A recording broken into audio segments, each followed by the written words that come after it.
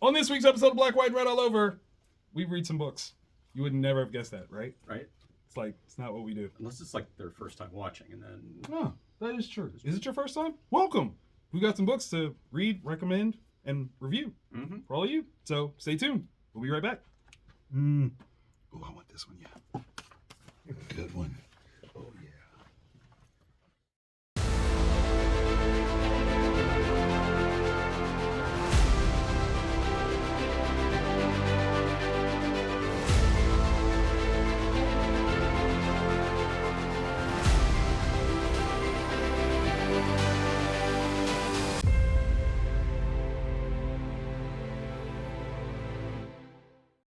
Hello and welcome to a brand new episode of Black, White, and Red All Over. I'm Victor Dandridge, the hardest working man in comics. Ryan Seymour, King of Comic Town here in Columbus, Ohio. And we have read some books for y'all this week.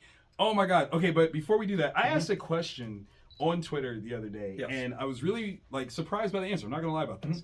So the question was, of the two mainstream houses, Marvel and DC, which one has the more all ages friendly character base? If you consider things like their origin story, their characterizations, right, their attitudes, and their actions, which one has the more all ages friendly character base? I'm curious what you say. Interesting, because my immediate reaction is Superman. You know, horrible, his planet blew up, right? But his parents did the best for him. Sure did. And then his other parents did the best for him. Right. He does everything right. He won't raise them well, But then Flash and Batman come from also really tragic origins. True. Man, that's tough. Okay, all right. I'm going to pose it to you guys and see what you guys think. This is my question of the week. Which mainstream house has the more all ages friendly characters? Is it DC Comics or Marvel Comics? List those characters below. Yeah, I'm really curious. Yeah, I'm super curious. Okay, so to that end, as usual, we're back to read, review, and recommend some books for you for New Comic Book Day, and we've got some doozies. So on the Goodreads you should read, right? These are ones that if you have some extra dollars, these are things that we think you might want to pad your read pile with. Some good ones. So we got two that are the same, one that's different. Where do you want to start? Ooh, all right. So they're still fighting the gods, right? In Avengers. Fighting them. Okay. With gods with lowercase g, but no. Yeah, no. This is getting tricky.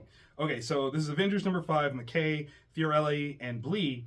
And so everybody is being separated, right? This is now a global event where these creatures have come through, these evil killers of things, have each taken a city, right? And they all seem capable of being a true detriment to that city. And each one is facing an Avenger one-on-one, at least to scale, right? So you got Scarlet Witch, you got Captain Marvel, you've got Thor, you've got Vision. Each of them are tackling a single threat. And then the only one that's getting double teamed is the Impossible City being double teamed by Falcon and Black Panther. You know, because black dudes fight dirty. I'm not saying that that's how I felt, but I did kind of feel that. Not gonna lie. I was like, why did two black dudes got to double up? That's rude. What? Why we got uncomfortable white guy face? Why we got to be that way? But no. This is it is an honest question. Okay, I get it. Perhaps they are the two most humanized characters, kind of. But still, why you got to put two black guys together on the same team and have them double up? I don't like it.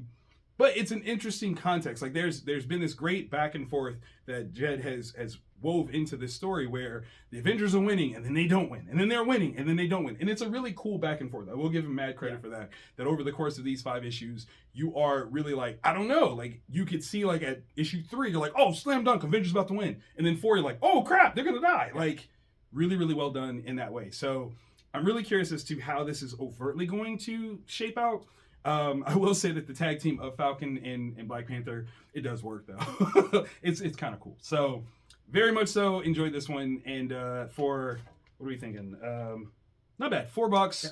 It's a nice little add-on to your read pile. So check that out. Yeah, and talk to your local comic shop because there's going to be the Gods miniseries coming out real soon. I try to remember if we final order cut off it yet. Okay. But let your shop, if you want it, let your shop know so they can make sure to get you a copy.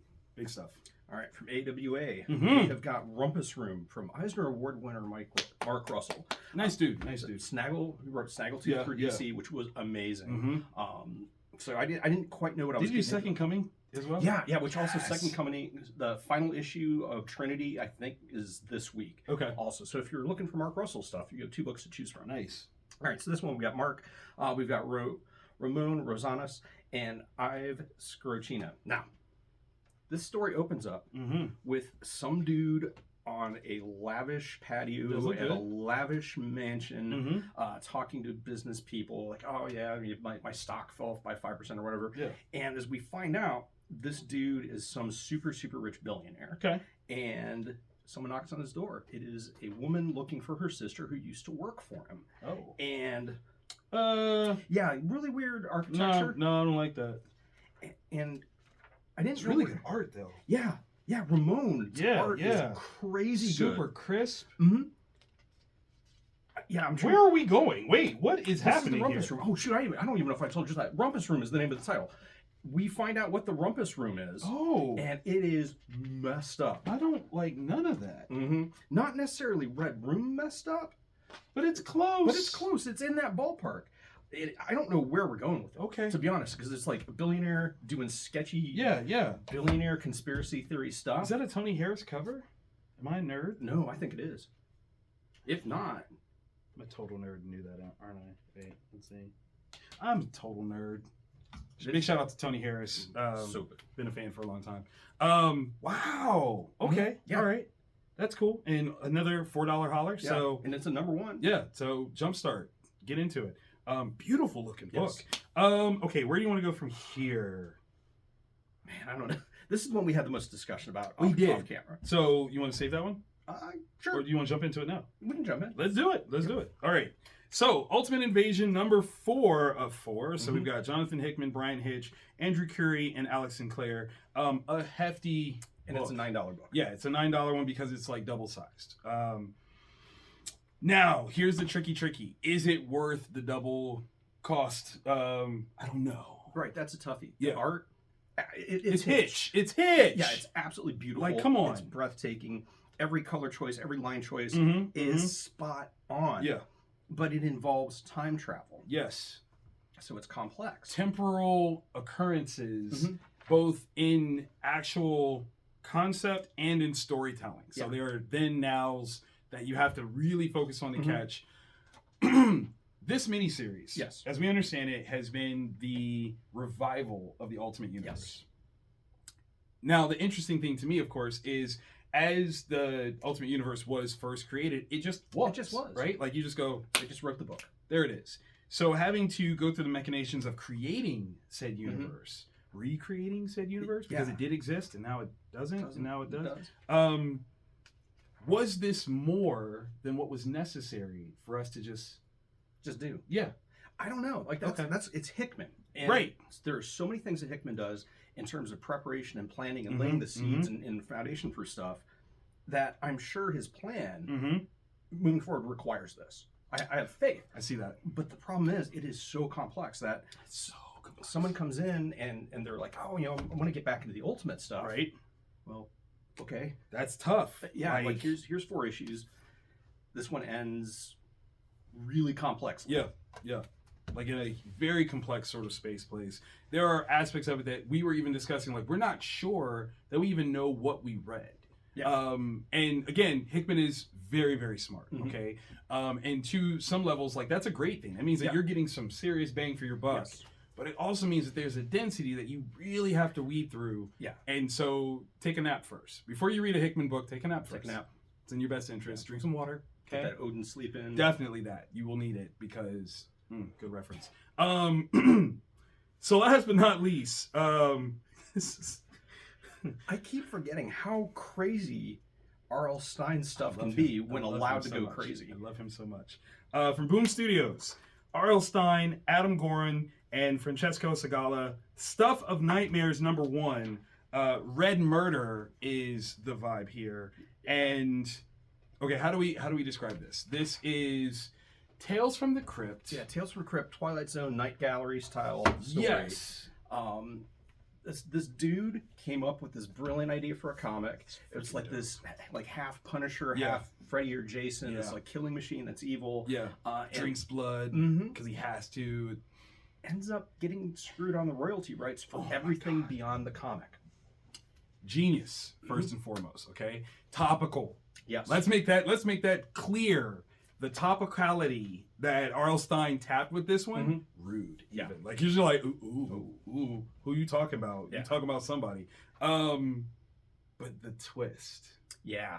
Because I was trying to figure out, like, this feels too straightforward. Right? And when it hits. That's R.L. Stine, though. The beginning, middle, and then the twist. That is his vibe. If you don't know, or if you are, like, vaguely familiar, like, why do I know that name?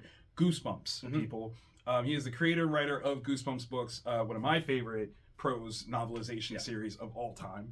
And here he is, like, really tapping into some comic booky goodness with this. Yeah. So I almost want the comic. Like, release it as, like, a web thing or something. Yes! Because it's absolutely brilliant. I love also the seeding of the next issue, because that's something where you say, my storytelling has longevity. I know we're going to go forward with this. We're gonna do some things. And truth be told, like, is R.L. Stine the most undervalued horror writer of our age? And I know that sounds crazy considering that Goosebumps, like, really, it opened the door. It did. It was right. It was scary, but it was safe. Right. So that another generation could get into it that may not have otherwise picked up a horror. Right. Like, I look at, okay, so this is, I'm gonna say something really weird, but I mean it. So I think the 80s was a pinnacle point of movie making, particularly in the horror genre, because so many people could do wonderful things. There was such a variance of what horror could be in the 80s. R.L. Stine carried that forward with books in the 90s. Like, if you look at what Goosebumps covers, very rarely do any of them have sequels. Like, they're all so varied, and we're talking over like 24 dozen. An enormous number of books. Yeah, that are all different takes on a horror concept. And I think it's absolutely fabulous that he's still going strong and giving us new stuff in a new format in terms of comics. So think of it this too. All right, so, like, the 90s was when Goosebumps was coming out. Yep. And the Goosebumps television series and all that. We're now 30 years later, and we're going through another golden age of horror. True. With all, like, there's so much. There's still a lot of crap horror. I watch, but I love crap horror. So good. But these, like, next level ones. Yeah. I wonder how many of those creators, writers, directors directly owe their entire interest in the genre to R.L. Stine, without a question. I bet a bunch. Out of curiosity, how much is this one? Too low? This one's $8. Oh wow! So it's a little expensive, but I can tell you right now, as we're going into fall and the Halloween season, this is something that you would definitely want to share with other people, and it's a really cool concept. If they came out, can you imagine? Okay, I'm just gonna spitball. If there is like a mini short film, right, or like a fake trailer, that is this. I would love it. I would literally love it. I mean, it hits on all the things. I mean, you got Comic-Con stuff. Like, has there been a horror movie that's taken place at a Comic-Con? Not that I'm aware of. Like, I was actually thinking, I was like, not that I can think of. Have I been doing with my life? Right? Like, literally. God, I was just talking to some people about this too. We were in Denver, and we were talking about if a zombie apocalypse happened at a Comic-Con. Oh, it would spread so fast, nobody would know. Super huge, right? We're like, oh, that's such a great con. Like, ah! And then, you got us. So, oh, man. Leave it to R.L. Stine to just be like, oh, y'all waiting too long? Gotcha. Mic drop. Absolutely fantastic reads across the board here. So what are we looking at? So this one's 8. That's 9. Yikes. That's 17. Yeah. So if you got an extra $21, you know, skip Chipotle. Yeah. It could be worth it. Okay. You got some good books that you can enjoy, and we'll be back with the must reads, the books that if you go to the shop, you have to go home with because what else did you go for? Like, literally. Right. We'll be right back.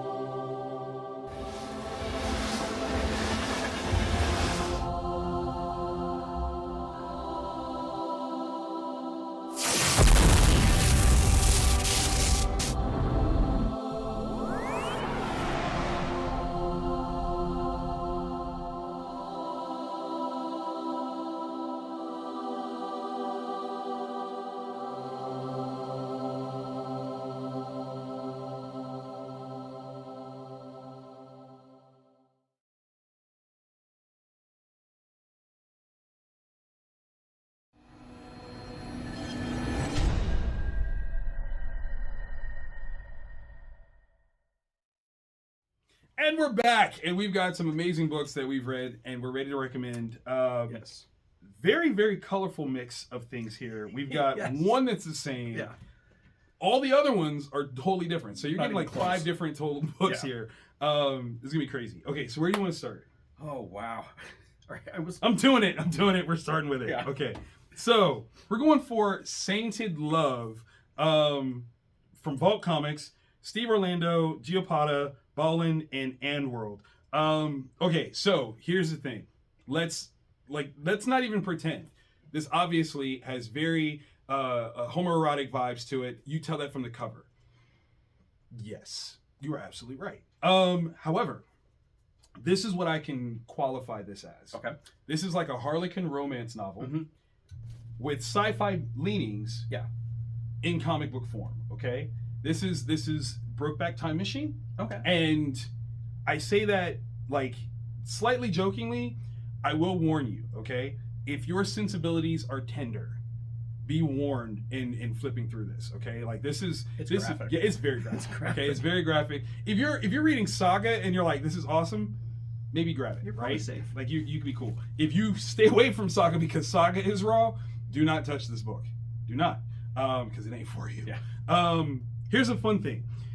There is an aspect of it that is talking about the fluidity of how do I want to say this, of your sexual preferences. Okay. And like that's a little story beat in there, which I think is absolutely fascinating. But this is going to be a amazing journey of sci-fi capabilities. I mean, we're touching like Edison, Tesla level sci-fi, right? And time travel and just all kinds of craziness. And just like rampant sex just happens, okay? Rampant, okay? Like it's I have to like in the sense of writing romance novels, and you may know someone who has written a romance novel or two, so you might have to ask them. Is it true that there's just this blatant, like crazy, actual sensual occurrence that happens? Like you're just like, oh yeah, we're doing this, and then all of a sudden it's just raw. Oh yeah, no. There. Okay. No, 100%. Like those books are filth. That's like filth. Filth. I recommend on Amazon for easy download books by Kate M. Tyson. Pick those up. Those up. Buy 2 of them. There's at least 2. Yes. Yeah. You can download them both on your Kindle. Do it. You'll find out why I've got 4 kids. I didn't write them. Yeah, but the way that never mind. Okay, so I really enjoyed this book. Okay, so let me just first say that I enjoyed this book, and of course I grabbed it because I know Steve. So you got to support your friends. If you don't, like, you're a terrible pal. But the other thing that was crazy about it is, like, it's not written for me on a like sexual orientation level, but on a story level. I'm like, this is fascinating. So here's the thing that I want to challenge everyone on. If you think that you have a bead on what comics can be, and you want just to try something new, grab this book. It's issue 1. I will warn you, there is a bagged version. I don't know what's in the bagged version. Yeah, apparently the cover is erotic in nature, and potentially there were costs cut by not having clothes. Makes sense. Yeah. You know, budgetary. If there are more lurid scenes in that book, I'm not old enough to read it. So it's cool. But I can't wait to see Steve at a show and be like, bro, first of all, amazing story. Second of all, kinky.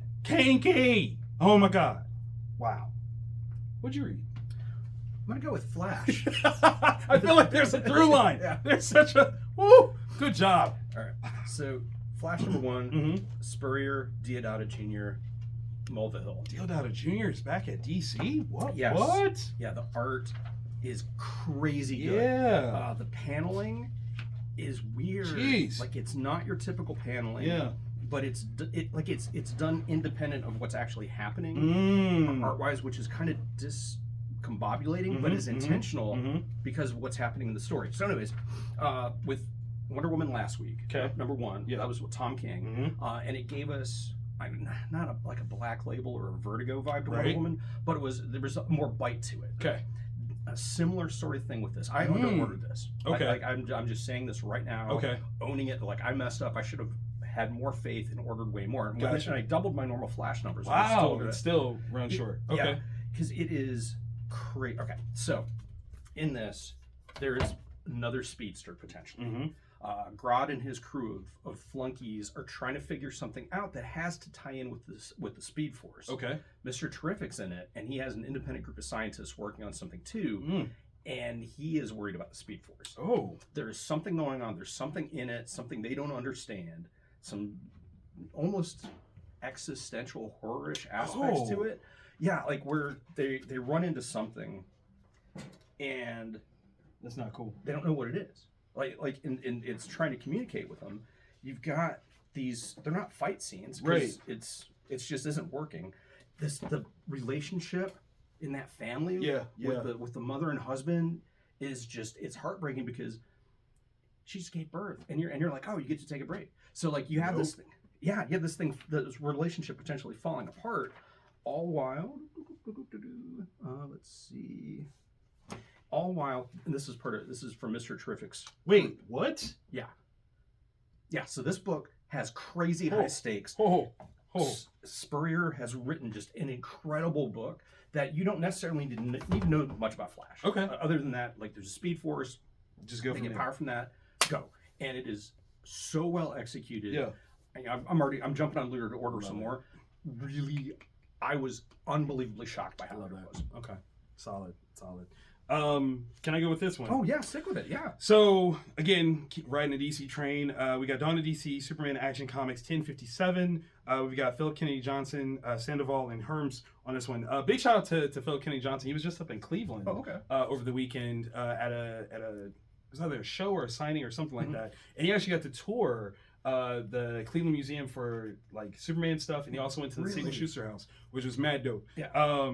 But so there are times when certain writers get on Superman and you are like, oh man, they're going to be awesome because you like the writing. But then there's times where writers get on it and they're going to be awesome because they get Superman. Yeah. Right? And this opens with a sequence of getting Superman in a way that it almost hurts. It's so right. Okay. Like, you get you see like this view and you're like, what's going on here? Like, this is crazy.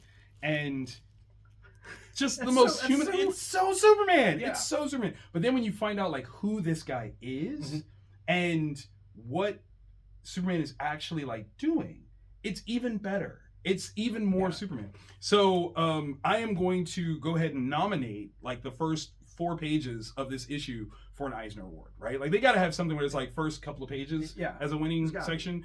There should be. And if there are, this is it. The rest of the stories, because again, this still follows the anthology style, which is phenomenal. I love it. But we're getting some very interesting things set up here with a newer threat that's going to really kind of tackle the presence of Superman on Earth. Okay. And what does that actually mean for everything? Yeah. So very fun. Like, I mean, I love it because it's taking an argument that Lex has made and putting it in someone else. So now it's an even deeper threat because now the ideology is tracking. It's not just crazy Lex. Yeah. It's somebody else and someone with potential means. And you go, but you shouldn't feel that way. And you're like, yeah, but I do. Now what? Tough. Tough. Okay. Continuing with DC. Dawn of DC. This has been a great DC week. Yeah. We've got Penguin number 2. Oh my gosh. All right. So this is Tom King, De La Torre, and Maiello doing the creative stuff. Once again, art awesome. Yeah, it's beautiful. Lettering awesome. Coloring awesome. So in the first issue, Penguin had been in retirement. Okay. And certain things have gone in motion that he's now like, I'm going back. I'm going back to Gotham. I'm going to get all my stuff back, and I'm going to take over again.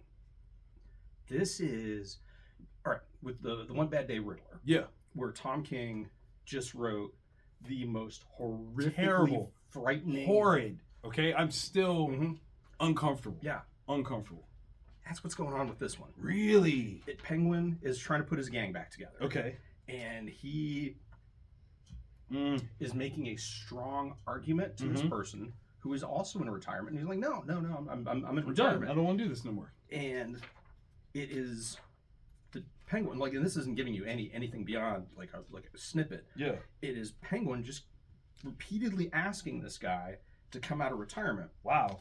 And Whoa. Right? So like it is terrifying. Huh.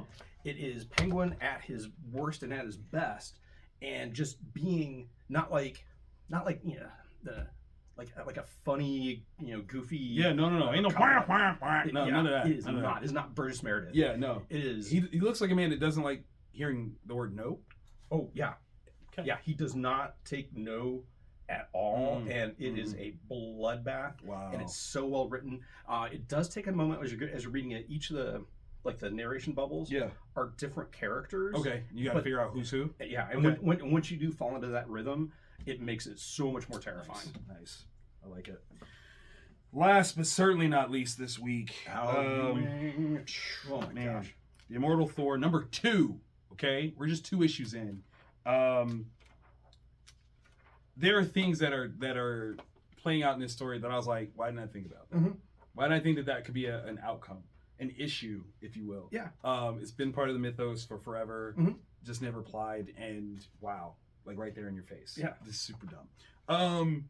Okay, so what we understand in Immortal Thor is that he is getting ready to be beset upon by the old gods, right? Like the gods of gods.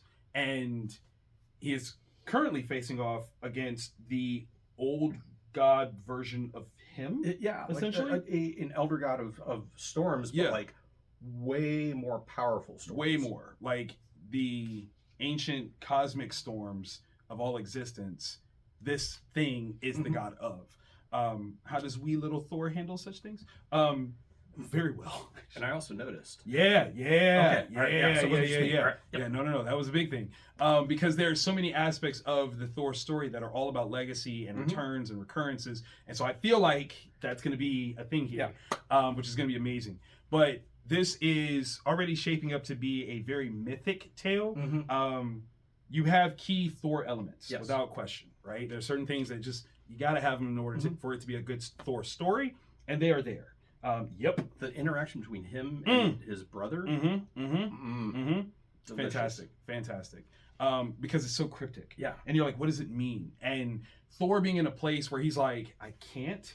I'm hurt because I'm losing this, and there were certain things that happened. So good. So good.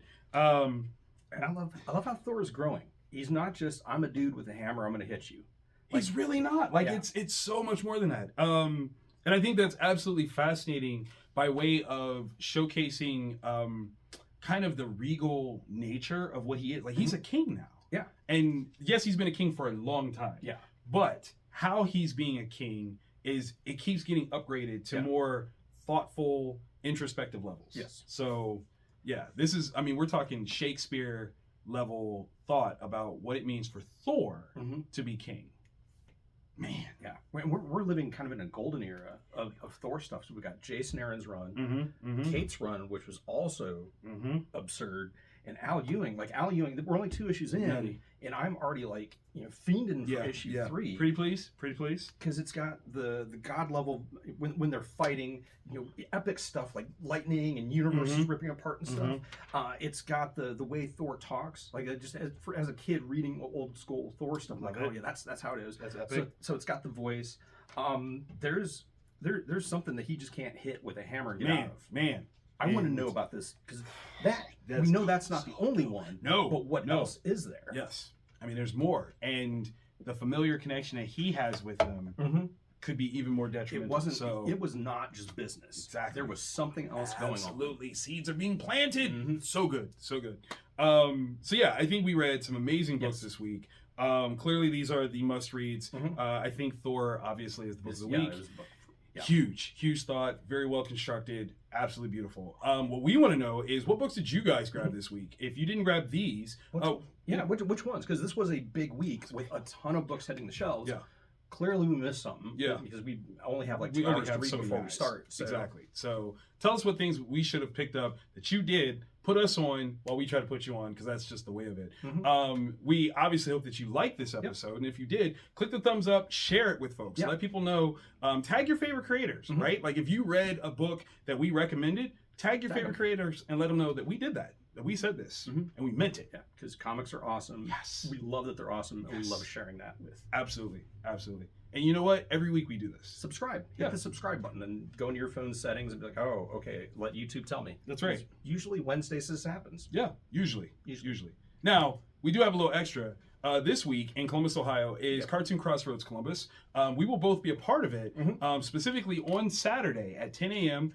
Obviously, this is just set up for exhibitors. I disagree with that. I really wish this was one that was open to the public, or at least would be live streamed. Yeah. Maybe we can figure out a way that we can, even if we sneak into it, we'll sneak into it. But what we're going to talk about with some other comic shop owners here in the city, how you, as a creator, can get your books onto comic shop shelves. So we want you, like that's the thing, is we honestly want new blood. We want new creators. We want new stories. Yes. And so this is going to be a great conversation. Ryan's going to be one of the featured panelists. I'm going to be the moderator, and we're going to have some amazing times chatting it up and getting you guys interested and informed on how to get your books into shop stores everywhere. So we'll see you guys next time, and read more comics.